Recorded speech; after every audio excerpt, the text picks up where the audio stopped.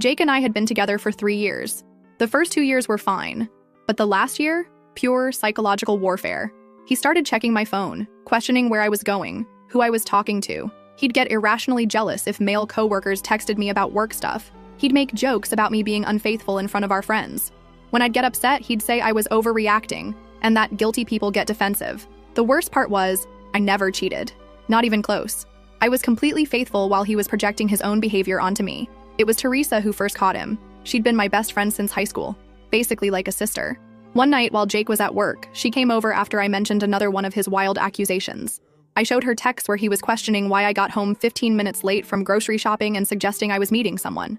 Teresa got this weird look on her face and showed me her phone. Jake's dating profile, active that very day. His bio even said he was single and looking for fun. Teresa confessed she'd suspected for weeks. A friend of hers had matched with him but recognized him as my boyfriend from pictures on my social media.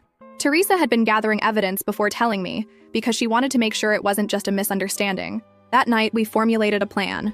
Teresa would create a fake profile and try to match with him to see how far he'd go. Teresa matched with him within hours. He didn't even hesitate.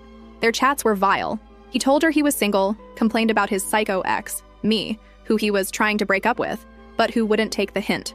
When Teresa asked why he didn't just end it, he wrote, "She pays half the rent and does all the cooking and cleaning. Why give that up until I find something better?" He started sending her screenshots of conversations with other girls he was seeing. In these chats, they would make fun of me. He called me the most hideous creature and something so repulsive to these women. There was a message from Jake saying, "I almost gag when she tries to kiss me." And some girl responded, "You're such a saint for putting up with her. I would have left ages ago." Jake wrote back, "It's complicated, but not for long, I promise." These were messages to multiple women, all while he was accusing me of cheating.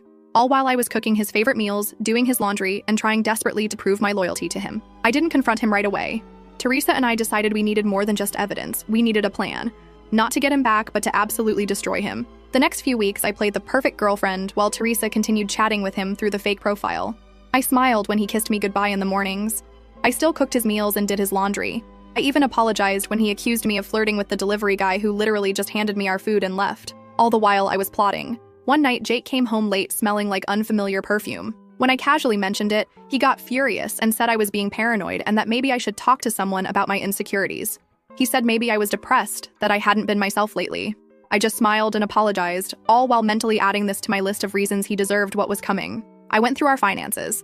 We had a joint account for bills, but Jake also had his own savings account that he was so proud of. He was always talking about how disciplined he was with money, how he was saving for our future. What a joke. Looking at our bank statements, I could see large withdrawals on nights he claimed he was working late, expensive restaurants, hotel charges, gift shop purchases. That's when I knew exactly where to hit him, his ego and his wallet. I remembered my cousin Vicky. Everyone always said we looked similar, except she was the prettier version of me, thanks family. She had the same dark hair and eyes as me, but was taller with a better figure, as my mom would constantly remind me. She was a model in college and still turned heads everywhere. And she owed me a favor after I helped her through a really rough breakup last year. I called Vicky and Teresa for an emergency meeting and told them my full situation. Vicky was furious on my behalf. She said what Jake was doing was emotional abuse, not just cheating. And she was right. Teresa showed Vicky all the evidence she'd gathered, and Vicky couldn't believe someone could be so cruel while pretending to be the victim. By the end of our 3-hour conversation, I wasn't just angry. I was calculating. Cold. Ready. That night, as I watched Jake texting on his phone with that stupid little smirk on his face, probably telling some other woman how hideous I looked while accusing me of texting someone, I made my decision. I had my plan. Something that would make Jake regret every single word he ever said about me. Something that would hit him exactly where it would hurt the most. Teresa and Vicky were all in, and together we were about to teach him the lesson of a lifetime. First update. Our plan was like something out of a heist movie, except it was real and I was living it. We decided Vicky would accidentally run into Jake at his gym. He went to fitness club downtown every Tuesday and Thursday like clockwork, supposedly for training sessions, but now I suspected he was just trolling for women. Vicky got a guest pass through a friend who was a member. We studied Jake's routine. He always posted workout selfies with timestamps, what a predictable dumbass, and knew exactly when to position her on the treadmill next to his favorite bench press. The first day of Operation Takedown, Vicky wore these insane leggings that made even me do a double take. She texted me from the gym. Target acquired. He hasn't stopped staring since I walked in. What happened next was so predictable, it was almost boring. Jake accidentally bumped into her while getting a towel. Started a conversation about protein shakes or some bullshit. Asked for her number to share workout tips. By that evening, he was already texting her. I sat with Vicky on my couch reading every message, my stomach in knots. Teresa brought wine and takeout, insisting we needed fuel for the psychological warfare ahead. The texts were exactly what you'd expect. Compliments about how fit she looked, questions about whether she was single, suggestions they should grab a protein shake sometime. Here's the kicker. Jake had no idea Vicky was my cousin. We look similar, but not in an obvious way unless you're really paying attention. And Jake never really paid attention to me anymore. The plan was simple but devastating. Vicky would date him, get him completely hooked, make him spend obscene amounts of money on her, and then eventually we'd reveal everything. Meanwhile, I'd continue playing the unsuspecting girlfriend while secretly enjoying watching him dig his own grave financially and emotionally. Vicky and Jake had their first date 3 days later. He told me he had a work event that night. I kissed him goodbye, told him to have fun, and then immediately drove to Teresa's apartment where we tracked the whole evening through Vicky's play-by-play texts. He took her to this ridiculously expensive restaurant he'd never taken me to, despite my hints about wanting to go there for our anniversary. Vicky said he ordered the priciest wine on the menu, bragged about his important job and his savings account. He even had the nerve to mention he was practically single and wrapping up a dead-end relationship. When Vicky sent us a bathroom selfie from the restaurant, I almost threw up. It was surreal seeing my boyfriend on a date with my cousin while I was sitting on my best friend's couch eating popcorn and plotting revenge. Teresa kept reminding me it was all just evidence of what a piece of shit he was, and that soon he'd pay for everything. Literally. Over the next few weeks, Jake became obsessed with Vicky. He started canceling our plans to see her, staying out later, coming home with this smug look on his face like he had some amazing secret, all while Vicky reported back everything to me and Teresa. The money spending started small. Dinners, small gifts, concert tickets. But Vicky was strategic. She'd mentioned some jewelry she liked just casually while they were walking past a store. Next thing you know, Jake's dropping $500 on earrings to impress her.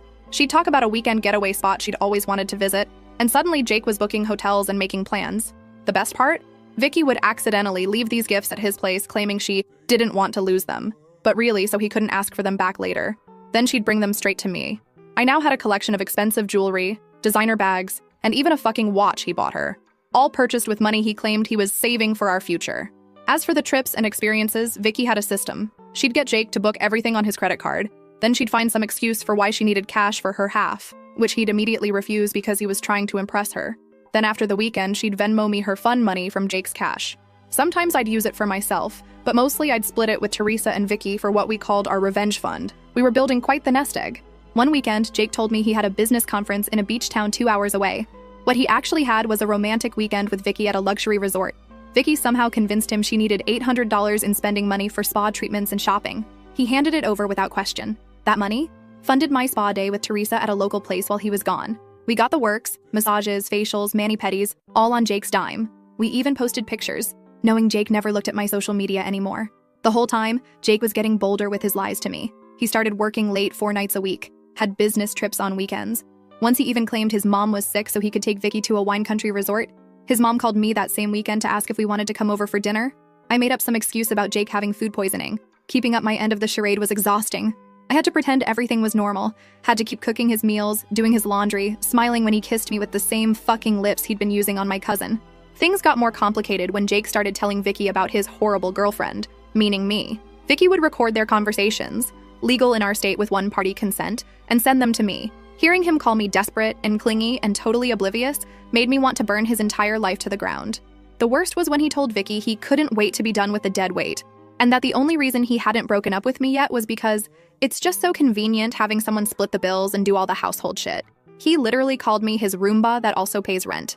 When I heard that recording, I smashed a glass against the wall when Jake wasn't home. Teresa had to come over and help me clean it up before he got back. But even through the pain, the benefits of our scheme were starting to pile up. Vicky convinced Jake to buy her a new iPhone. Because hers kept dying, she immediately gave it to me since my screen was cracked. She got him to buy designer shoes in her size, which was actually my size. She even managed to get him to pay for a weekend yoga retreat that she never attended. I went with Teresa instead, laughing the entire time about how Jake was funding my relaxation while believing I was at home doing his laundry.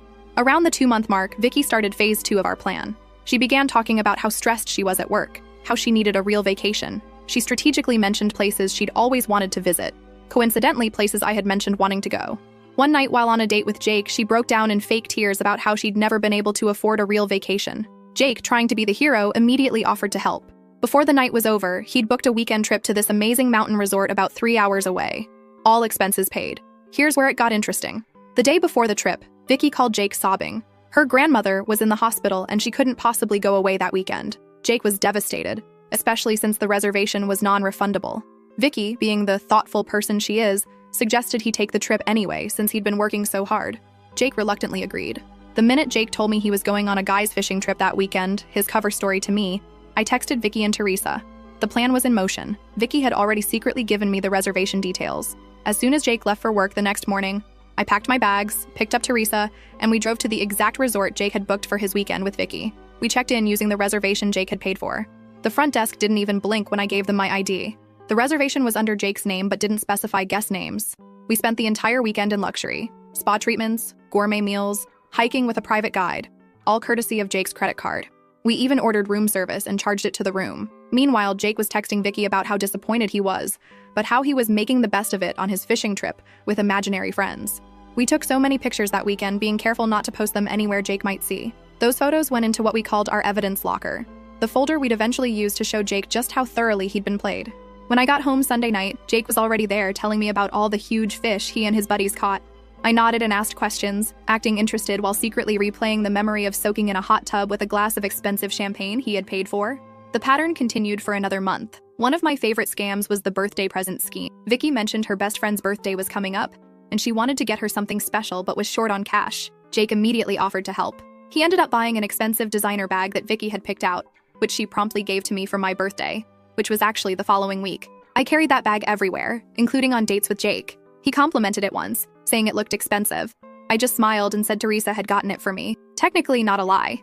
His savings account was dwindling, and he'd started complaining to me about unexpected expenses at work and how we might need to tighten our belts for a while.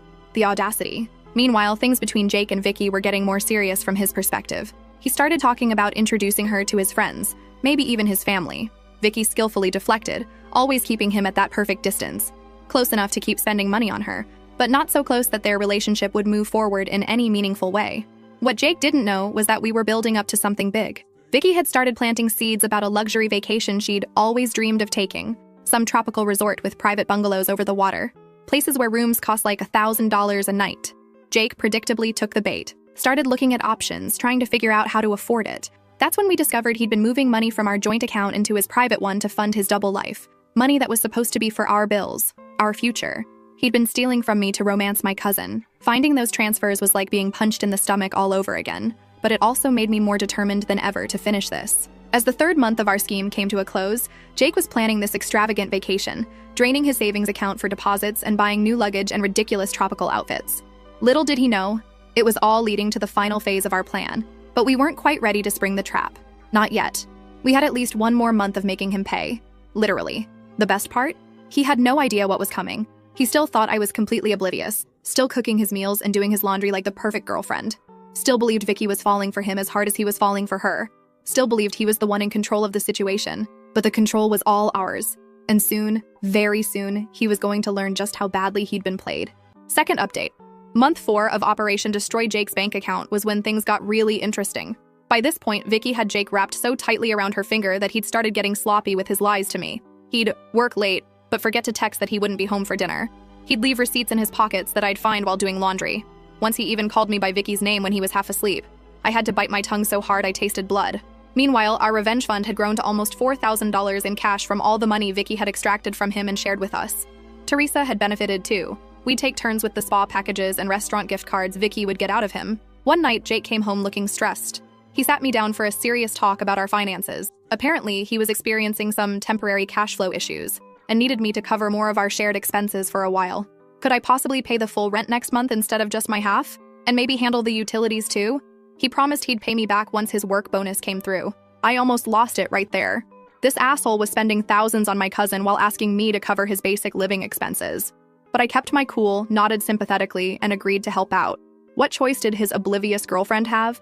As soon as he left the room, I texted Vicky and Teresa. Phase. Escalation starts now. The next day, Vicky called Jake in tears. Her car had broken down and she needed $600 for repairs ASAP.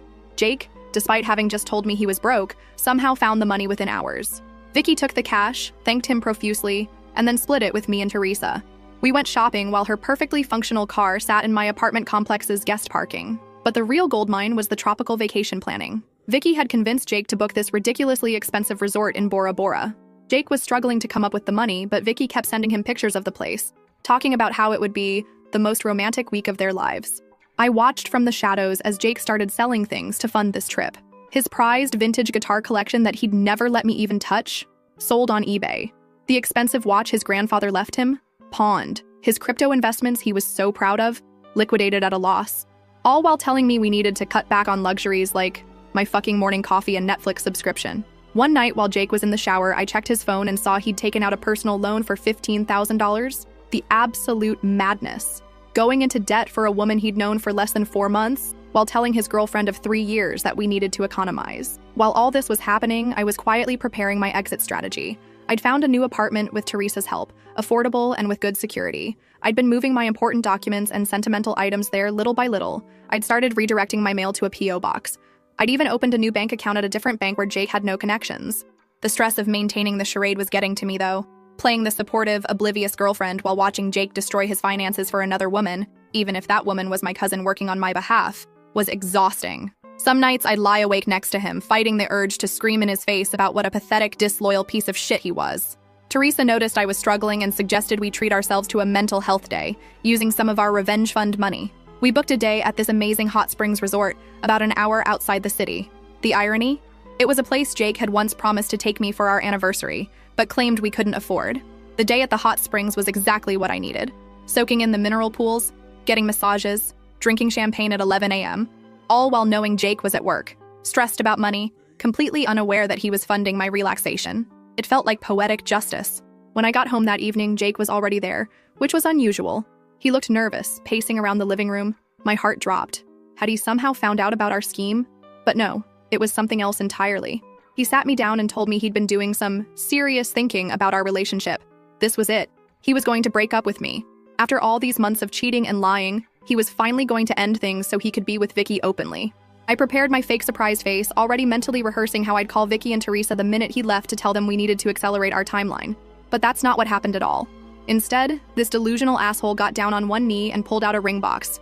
A fucking engagement ring. He started saying how he'd been distant lately because he was working through some personal issues, but had realized I was the one he wanted to spend his life with. That sometimes people don't appreciate what they have until they almost lose it. That he wanted us to start fresh. I was literally speechless. This was his plan? To lock me down with an engagement while continuing to see Vicky on the side? Or was he planning to break things off with her? Either way, it was the most pathetic, desperate move I could imagine. The ring was tiny. Nothing like what he'd once promised he'd get me someday. Clearly his finances were in worse shape than I'd thought. I stood there frozen, my mind racing through options. If I said yes, it would buy me more time to extract maximum revenge. If I said no, the game would be over too soon. I did what any self-respecting woman in my position would do. I burst into tears, not entirely fake, they were tears of rage, and told him I needed time to think, that his distant behavior had hurt me deeply and I wasn't sure if we could fix things, that I loved him, but needed space to consider his proposal. Jake was crushed but tried to hide it. He said he understood that he'd give me all the time I needed. He even suggested I go stay with my parents for a few days to clear my head. I almost laughed out loud. He was trying to get me out of the apartment so he could have Vicky over. I pretended to agree, packed a bag, and went straight to Teresa's place. The minute I arrived, I called Vicky and filled her in on this insane new development. She couldn't believe it either. What kind of psychopath proposes to one woman while actively planning an expensive romantic vacation with another? We decided to use this new situation to our advantage. Vicky would act especially needy and demanding in the coming days, really pushing Jake to his financial limits. Meanwhile, I'd string him along about the proposal, asking for time and space while actually using that time to finalize my escape plan. Over the next week, I stayed at Teresa's but maintained daily contact with Jake. I text him things like, "still thinking," and "need more time," while he responded with increasingly desperate messages about how much he loved me and how he'd do anything to make our relationship work. 10 days after the proposal, Jake called me sounding stressed. He needed to talk to me about something important. In person. My heart raced. Had he somehow figured out our scheme? I agreed to meet him at a coffee shop the next day, then immediately called Vicky and Teresa for an emergency strategy session. We decided I'd wear a tiny microphone. Teresa had one from her journalism days, so they could listen from Teresa's car parked nearby. If things went south, they'd be right there to intervene. We also prepared a cover story in case Jake had somehow discovered what we were doing. What Jake wanted to talk about wasn't our scheme at all. It was money. He confessed he'd made some bad financial decisions recently and was in serious trouble. He'd maxed out his credit cards, taken out loans, and even borrowed from friends.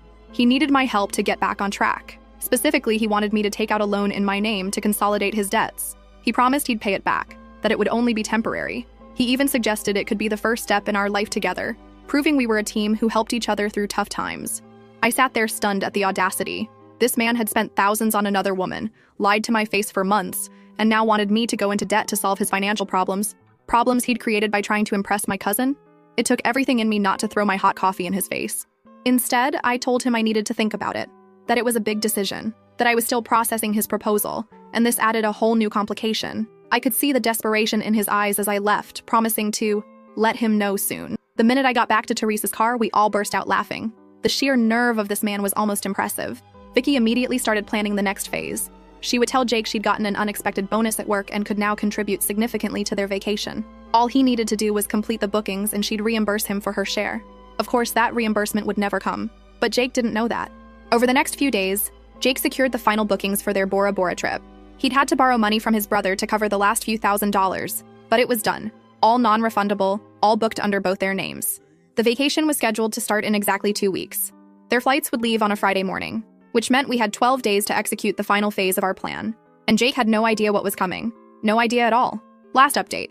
Those final 12 days before Jake's romantic Bora Bora getaway, LOL, were some of the most stressful and exhilarating of my life. We had everything planned down to the minute, but there was always the risk he'd figure something out, or that Vicky would slip up somehow. Meanwhile, Jake was getting increasingly desperate about money. He kept texting me about that loan, saying things like, "I wouldn't ask if it wasn't important, and this is about our future together." The audacity of this man thinking I'd go into debt for him while he was planning a luxury vacation with another woman. I mean, technically it was my cousin working on my behalf, but still.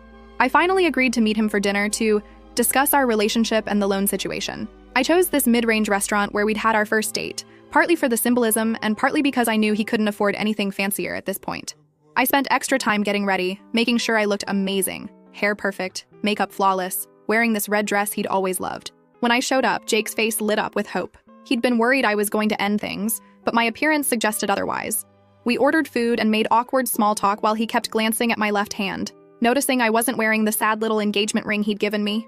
Finally, I cut to the chase. I told him I'd been doing a lot of thinking about our relationship, about the future, about what I really wanted. His face got all serious and expectant. Then I dropped the first bomb. I told him I'd looked into the loan he wanted me to take out and could probably get approved for $25,000. The relief on his face was instant, like a drowning man spotting a lifeguard. He reached for my hand across the table, squeezing it while saying how much this meant to him, how he'd definitely pay me back, how this proved we were meant to be together. I smiled and said there was just one condition. I needed access to all his financial records before taking out the loan. Bank statements, credit card bills, everything. Just so I could understand exactly what I was getting into. His face froze. I kept my expression innocent, like this was a perfectly reasonable request from someone about to take on their partner's debt. He stammered something about how that wasn't necessary, that he'd handle all the repayments, that I shouldn't worry my pretty head about the details. I insisted, saying this was non-negotiable, that if we were going to build a life together, there needed to be complete transparency. Jake looked like he was going to be sick. He excused himself to the bathroom, taking his phone with him. When Jake returned to the table, he had composed himself. He agreed to show me his financial records soon, but said right now the most important thing was processing the loan application because he had some urgent deadlines. I nodded sympathetically while mentally adding this to the mountain of evidence of what a manipulative ass he was. I told him I'd go to the bank on Monday, this was Friday evening, to start the application process. His relief was palpable. Little did he know I had zero intention of getting him a penny. Over the weekend, Jake was extra attentive and loving, bringing me coffee in bed, suggesting we watch my favorite movies, even cleaning the apartment without being asked. All while texting Vicky constantly about their upcoming trip, which was now just 9 days away. Monday morning came, and I told Jake I had an appointment at the bank. I dressed in my most professional outfit and left the apartment while he wished me luck. Where I actually went was to meet Teresa and Vicky at our new favorite coffee shop to finalize the details of our plan. When I got home that evening, Jake was waiting expectantly. I told him the bank needed more time to review my application, but that things looked positive. He tried to hide his disappointment and stress, but I could see his hands shaking slightly as he hugged me. 4 days before the trip, Vicky played her MasterCard. She called Jake crying, saying her grandmother had just been hospitalized and she might need to fly home to see her instead of going to Bora Bora. Jake panicked, started offering solutions. Could they postpone the trip? No, non-refundable. Could her grandmother wait? She was shocked he would suggest that. What if he went with her to see grandmother instead? No, family only during health crises. After letting him stew for 24 hours, Vicky called back with good news. Grandmother was stable and the doctor said there was no need for immediate concern. The Bora Bora trip could proceed as planned. Jake was so relieved he actually sent her flowers as a feel-better gift for grandmother. Flowers that were delivered to my new apartment, where Vicky was actually staying half the time now as we prepared for the final phase. 2 days before the trip, Jake was a complete mess. The bank, aka me, still hadn't approved the loan he desperately needed. He was trying to pack for Bora Bora while hiding his suitcase in the closet whenever I was home. He was juggling texts between me and Vicky, trying to keep both relationships afloat. It was almost sad how pathetic he'd become. Almost. The night before the big trip, I told Jake I needed to talk to him about something important. His face went pale. He probably thought it was about the engagement or the loan. Instead, I told him I was going to stay with Teresa for a few days because I needed space to think about our future. His relief was visible. This solved his problem of how to leave for the airport without me asking questions. What Jake didn't know was that while he was at work the previous day, I'd already moved most of my remaining belongings to my new apartment. All that was left were some clothes and toiletries I could easily fit in one suitcase, which I packed while he was in the shower. As I was about to leave, Jake hugged me tightly and said he hoped I'd have an answer about our future when he got back from his business trip on Sunday. The fact that he could lie to my face so convincingly after 3 years together still astounded me. The moment I closed the apartment door, our final countdown began. Operation Complete Destruction was officially underway. I went straight to Teresa's place where Vicky was waiting. We ordered pizza, opened champagne, and went over our plan one last time. Tomorrow morning, Jake would head to the airport thinking he was about to have the romantic getaway of a lifetime with his gorgeous secret girlfriend. Instead, he was about to have the worst day of his life. We barely slept that night, too wired with anticipation. At 6 a.m., Vicky texted Jake, "Good morning, so excited for today. Can't wait to see you at the airport." Jake responded immediately, "Just finishing packing. See you at Terminal 3 at 8:30. Can't believe we're finally doing this." At 7 a.m., we watched through the apartment building's security app as Jake left with his suitcase, looking happier than I'd seen him in months. The minute his car pulled away, Teresa, Vicky, and I got into Teresa's car and headed to the airport ourselves. Not to fly anywhere, just to witness what was about to unfold. We arrived at Terminal 3 around 8:15 and positioned ourselves at a cafe with a perfect view of the check-in counters. Jake arrived at 8:25, looking around eagerly for Vicky. He checked his phone, texted her, then went to stand in the check-in line for his flight. At exactly 8:45, when Jake would be approaching the counter, Vicky sent him the message we'd carefully crafted the night before. It was a selfie of me, Vicky, and Teresa together, all smiling widely with middle fingers up. Beneath it, Vicky wrote, "Surprise, asshole. Hope you enjoy your $17,000 vacation for one. Your girlfriend knows everything." We watched from our hiding spot as Jake received the message. He froze in the middle of the check-in line, staring at his phone. His face went from confusion to shock to horror in seconds. He looked around wildly as if expecting to see us. Tried calling Vicky immediately, straight to voicemail because she'd blocked his number. Tried calling me, same result. Jake stepped out of the line, still staring at his phone in disbelief. He slumped onto a nearby bench, frantically typing, probably sending desperate messages that would never be delivered. We watched this go on for almost 20 minutes before he finally got up and walked zombie-like toward the exit, dragging his suitcase behind him. Jake spent the entire day calling us from different numbers, leaving increasingly desperate voicemails. We ignored them all, focusing instead on phase 2 of our final plan. I'd also left a carefully worded letter on the kitchen table outlining exactly what we knew, along with printed copies of some of his worst messages about me, including the ones where he called me the most hideous thing and his Roomba that also pays rent. The letter explained that if he contacted me or Vicky again with any threats or harassment, the entire evidence folder would be sent to his parents, his boss, and posted publicly. Was all of this strictly necessary? Probably not. Was it deliciously satisfying after months of his psychological abuse and cheating? Absolutely. That evening, Jake showed up at the apartment to find he couldn't get in. The security camera caught his meltdown in the hallway as he realized just how thoroughly he'd been played. Over the next few days, Jake cycled through every emotion possible. He sent emails begging for forgiveness, then angry ones calling us crazy bitches, then pitiful ones about how he'd lose his job if he couldn't repay his debts. Exactly 1 week after the airport incident, we executed the final part of our plan. Vicky, Teresa, and I booked ourselves into a gorgeous local spa resort for the weekend, paid for with the last of our fund money. While soaking in hot tubs and getting massages, we each posted a single photo to our social media accounts. Predictably, this triggered another round of desperate messages from Jake, now using his brother's phone since we'd blocked all his numbers. He couldn't understand how we could be so cruel and heartless. He claimed what he'd done wasn't that bad compared to how we'd destroyed his life. The lack of self-awareness was truly spectacular. In the months since then, Jake has tried various tactics to contact me. He even sent a letter to my parents' house. They forwarded it to me unopened. What he hasn't done is repay any of the money he took from our joint account, or explain to his family and friends why he suddenly had to move back in with his parents at 30. As for the financial aftermath, Jake is apparently working 2 jobs trying to pay off his debts. The vacation packages, flights, and hotel reservations were all non-refundable, just as Vicky had insisted when booking. His credit score is destroyed. His savings are gone. Meanwhile, I'm thriving in my new apartment. I've been promoted at work. I'm wearing designer clothes and jewelry that technically Jake paid for. I'm planning a real vacation with Teresa and Vicky next summer, one that we will pay for with our own money because we're not pathetic cheaters who have to manipulate people to get what we want. Last week, Jake showed up at my apartment building at 3 a.m., clearly drunk, crying into my Ring doorbell camera about how he'd made the biggest mistake of his life and would do anything for another chance. I watched the live feed from my phone, cozy in bed, and did the only reasonable thing, sent the video to Vicky and Teresa so we could all laugh about it together, then forwarded it to building security to have him removed from the property. 20 missed calls later, he finally gave up. I slept like a baby that night, knowing he was suffering while I was absolutely thriving. That, my friends, is what you call karma, and it is beautiful,